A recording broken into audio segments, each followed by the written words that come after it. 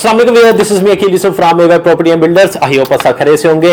आप फाइनली ईद के बाद 2025-2026 का बजट अनाउंस हो चुका हुआ है। रियल स्टेट सेक्टर के अंदर आपको क्या बेनिफिट हुए हैं वो भी मैं आपको बताता चलूंगा। वीडियो शुरू से लेकर एंड तक देखना मत भूलिएगा। चलिए वीडियो स्टार्ट करते हैं। सबसे पहले तो मैं आपको बताता चलूं, जितने भी लोग थे जो प्रॉपर्टी सेल करना चाह रहे थे वो जो टैक्सेस विद होल्डिंग टैक्स सिर्फ पे कर रहे थे, लेकिन वो टैक्स की जो शरह थी वो 3% थी, कई जगहों पे 3.5 भी थी, कई जगहों पे 4% भी थी।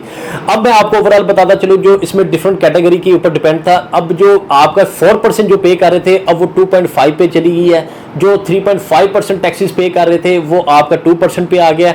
और फाइनली जो ज्यादातर मैं आपको बताता चलूं, बहरिया के अंदर, लेक सिटी, लाहौर की जो सोसाइटी थी उसके अंदर आपको 3% टैक्सेस मैक्सिमम पे करना पड़ता था विद होल्डिंग टैक्स, वो आपका 1.5% पे आ गया 1.5 के ऊपर। तो फाइनली ये नुमाया कमी आपको देखने में नजर आएगी, जो इंप्लीमेंट इंशाल्लाह 1 जुलाई 2025 से इंप्लीमेंट होगा। उससे पहले अगर आपने प्रॉपर्टी बाई की थी तो उससे पहले आपको पूरा 3% ही पे करना पड़ेगा। ये मैं आपको क्लियर कर दूं, ताकि अक्सर क्लाइंट ये कहते हैं कि नहीं, मतलब कि अब तो बजट जून में अनाउंस हुआ है तो अभी से नहीं ये इंप्लीमेंट होगा। इंप्लीमेंट आपका 1 जुलाई से ये सारे टैक्सेस इंप्लीमेंट होंगे। अब इसके ऊपर मैं थोड़ा सा आपको ये भी डिफरेंस बता देता हूं, जो फाइलर नॉन फाइलर का भी कंसेप्ट देता हूं। Filer, late filer, non filer. अब जो फाइलर थे, सेलर जो प्रॉपर्टी बाय कर रहा था, जैसे मैंने आपको बताया कि वो 3% पे कर रहा था, अब वो पे करेगा 1 जुलाई से 1.5%। लेकिन लेट फाइलर जो पे कर रहा था वो 6% पहले पे कर रहा था, अब भी वो 6% ही पे करेगा, उसके अंदर कोई कमी नहीं आई। इसी तरह जो नॉन फाइलर है वो 12% पहले पे कर रहा था, अभी भी वो 12% ही पे करेगा। जी हाँ, मतलब सेलर है तो उसने ये तीनों टैक्सेस आपको पे करने ही पड़ेंगे। उसके अंदर सिर्फ जो सेलर को फर्क नजर आएगा, डिफरेंस, वो 1.5 को उसको टैक्स आधा देना पड़ेगा, अब वो विद होल्डिंग टैक्स आधा देना पड़ेगा, अब वो पूरा 3% ही पे करना पड़ेगा। लेकिन इसके बरक्स अगर हम बात करें, अगर आप प्रॉपर्टी बाय कर रहे हैं उसमें कोई चेंजेस नहीं आई।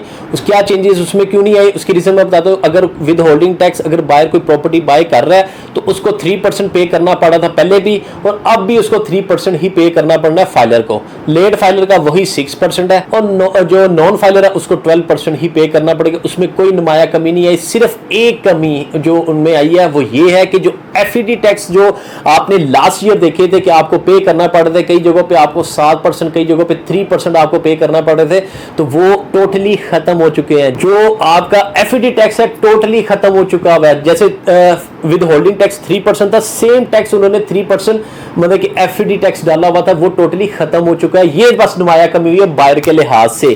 मेरे ख्याल में ये भी काफी खुशाइन बात है कि उसकी रीजन ये है कि देखिए 3% अगर आप विद होल्डिंग टैक्स पे करें, सपोज करें 5 मरले के ऊपर आपका 182 लाख के करीब आपको वो पे करना पड़ता था, तो एफईडी की मद के अंदर भी आपको 180 और 2 लाख के करीब ही टैक्स पे करना पड़ता था। अब बात कर लेते हैं ये फाइलर नॉन फाइलर का, मैंने लेट फाइलर का सारा कंसेप्ट क्लियर कर दिया हुआ है। अब कुछ एक ऐसे पॉइंट्स हैं वो भी मैं आपको बताता चलता हूं। इसके अंदर मैं आपको बताता जो कमर्शियल प्लॉट्स थे, या फिर अगर हम बात करते हैं घर वगैरह, उसके ऊपर जो टैक्स आप पे करते थे वो 7% एफईडी टैक्स वगैरह था, वो टोटली खत्म हो चुका होगा। ठीक हो गया, एक तो ये चीज थी। अच्छा, स्टैंप ड्यूटी में काफी कमी वगैरह आई थी। स्टैंप टीएमए स्टैंप ड्यूटी जो आप पे करते हैं वो उसमें भी कमी आई थी। अब उसके अंदर कमी क्या है, अब वो आपको बेसिकली कितना % पे करना पड़ता था, 4% पे करना पड़ता, जो अब जाके आपको ओनली 1% पे करना पड़ेगा। जी हाँ, 4% की बजाय 1% आपको पे करना पड़ेगा। मतलब कि पहले देखे काफी ज्यादा इसके अंदर कमी, नुमाया कमी आपको देखने को मिल रही है टीएमए स्टैंप ड्यूटी के अंदर भी। अब बैरून मुल्क मकीन जो लोग हैं वो उन लोगों के लिए भी मैं आपको बताता चलूं, उनके ऊपर भी पहले ये जो एफईडी विद होल्डिंग टैक्स वो भी पे कर रहे थे, लेकिन उनके ऊपर भी अभी डिस्कशन चल रही है। इंशाल्लाह उम्मीद है आने वाले टाइम के अंदर भी, मतलब ये जो ओवरसीज क्लाइंट होंगे हमारे भाई जो है, तो उनको भी इंशाल्लाह एफईडी टैक्स और विद होल्डिंग टैक्स के अंदर, जैसे ये यहाँ पे जो पाकिस्तान में रहने वाले हैं उनको जो फैसिलिटेट किया गया तो उनको भी फैसिलिटेट किया जाएगा। लेकिन इसके ऊपर अभी जस्ट डिस्कशन हो रही है। इंशाल्लाह उम्मीद है कि वो भी टोटली खत्म हो जाएगा। ताकि उसकी रीजन क्या है कि आपको पता, मतलब आपको भी पता है ओवरऑल जो जिस तरह के हालात चल रहे हैं पाकिस्तान के अंदर, जो हमारे इन्वेस्टर हैं या एंड यूजर हैं इस टाइम के ऊपर भी वो मैक्सिमम ओवरसीज क्लाइंट ही हैं, तो उनको फैसिलिटेट नहीं करेंगे तो ये उनके साथ नाइंसाफी होगी।